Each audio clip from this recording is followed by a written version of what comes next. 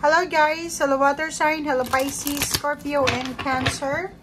Welcome dito sa aking channel sa Palaran 888. Alamin natin ang New Moon in Pisces messages para sa inyong lahat. So, para ito bukas, March 10, 2024. New Moon in Pisces para sa lahat ng water sign, Pisces, Scorpio, and Cancer. Especially sa mga Pisces na may birthday sa araw na ito or sa mga susunod na araw. So, pwede itong makatulong sa inyo ang message na to. Ano ba yung dala ng New Moon in Pisces sa inyo? Kumuha tayo dito ng 2 cards. Okay, first card natin is have faith in your dreams. And it's time to release negativity. Full Moon in Scorpio. Okay, so Pisces, Scorpio, and Cancer. Nasa energy nyo to sinasabi ng baraha sa'yo dito na this New Moon in Pisces is kailangan nyong i-release ang sarili nyo sa negativity, sa drama, sa kung ano man na mga bagay-bagay na stressful, na pwedeng mag-cause, mag-trigger ng emotional problems. Okay? So, yun ang sabi sa'yo ng baraha dito. Makinig tayo. Kailangan natin ng peace and harmony and have faith in your dreams. Kasi parang ang New Moon in Pisces na ito is a new beginning siya. So, parang ang dami-daming magsisimulang new beginning sa buhay mo. So, magtiwala ka dahil hindi ito ibibigay sa iyo ng universe kung hindi mo ito kaya. So, have faith in your dreams. Magtiwala ka sa sarili mo, sa Panginoon, sa universe, and then sa pangarap mo. Okay?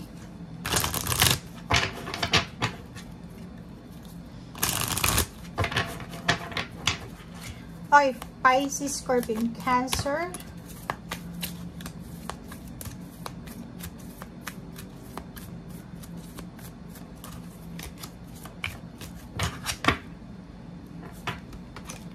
Two cards din tayo dito, guys. Okay. Diba? So, pareho din dito. Ang sinasabi ng baraha mo dito is, keep moving forward. You got this. Have faith in your dreams. Keep moving. Diba? Yung parang halimbawa, marami kang gustong gawin sa buhay mo. Marami kang pangarap, manifestation. Huwag kang mawala ng pag-asa. Magtiwala ka. Gawin mo kung ano yung nararapat. Magtrabaho ka. And count your blessings. Count your blessings instead na bilangin natin kung ano yung wala sa atin. Hanapin natin kung ano yung wala sa atin. Make sure na maging grateful tayo sa kung ano man to na posibleng meron tayo.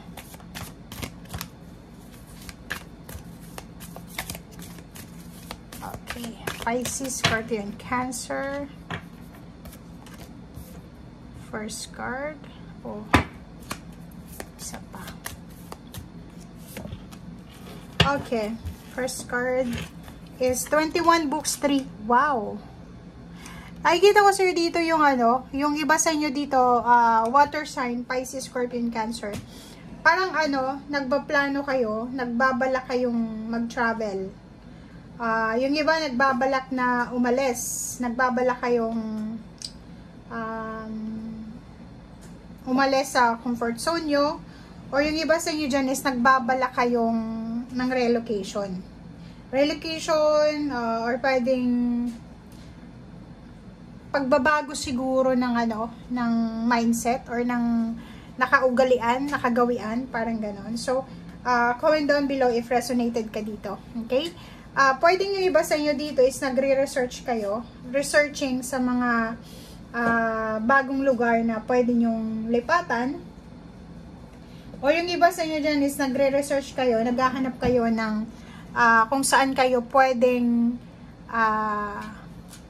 tumira or mag-settle down, parang ganun. Or pwede yung iba trabaho, diba? Parang naghahanap ka ng lugar kung saan ka pwedeng magtrabaho ng yung talagang trabaho na gusto mo. Okay? And yung iba naman sa inyo dito nag-aaral siguro. Marami kayong pinag-aaralan or marami kayong gustong malaman. Okay.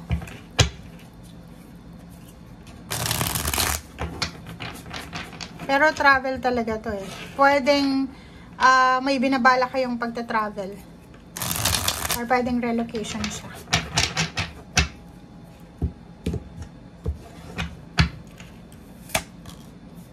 Okay, Queen of Rods. Page of Pentacles. So, nakikita natin dito, Pisces, na posibleng itong travel or relocation or movement na to na gagawin mo is dyan ka makakakuha ng financial freedom sa mga susunod na araw, buwan na taon. Six of Cups. Nakikita ko, sir, dito na maraming parang yung yung new moon na to is, yun na nga, kailangan mong i-release ang sarili mo sa negativity, pero marami kang maaalala pa rin eh, 'di ba? Pwedeng maalala mo this new moon, or pwedeng ibalik sa'yo sa mga alaala mo, yung mga away, mga kompetisyon, mga sama ng loob na naramdaman mo, yung mga masasamang salita na binitawan laban sa'yo, mga backstabbing or pagtatraidor. And nakikita natin dito na alaala lang naman to. Hindi mo kailangan patulan or balikan, 'di ba? Kasi it's time to release na eh. Sa iba naman sa inyo dito, if ever na may trabaho ka, may negosyo ka, expect the competition. Pwedeng healthy competition, or kung may negosyo ka, ang dami mong kakompetensya dito. Yung iba sa inyo dito, sinasabi ng barahan na kung may mga issues kayo, disappointments, or kung ano man tong mga issues nyo sa emosyonal, kailangan nyo nang i-let go siya. I-let go nyo, gamitin nyo yung new moon in Pisces na to, para makaalis na kayo dyan sa sitwasyon na yan. Okay? Mag-focus ka sa kung paano mo balansehin yung pera. May hihintayin ka ditong pera eh. Pwedeng may hinihintay ka, or posibleng yun, di ba? Decision making. Kailangan mo nang mag-decide kung ano yung priority mo sa ngayon. And sa relationship din, if single ka, parang ang dami-daming gustong pumasok sa buhay mo para manligaw or kano pa man. Or kahit may asawa ka, tingnan mo dito. Kahit may asawa ka, kahit nasa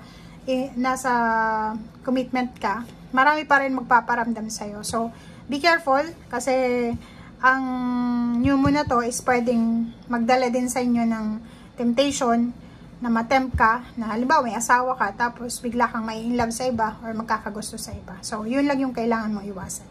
Okay guys, thank you for watching and see you again. Bye!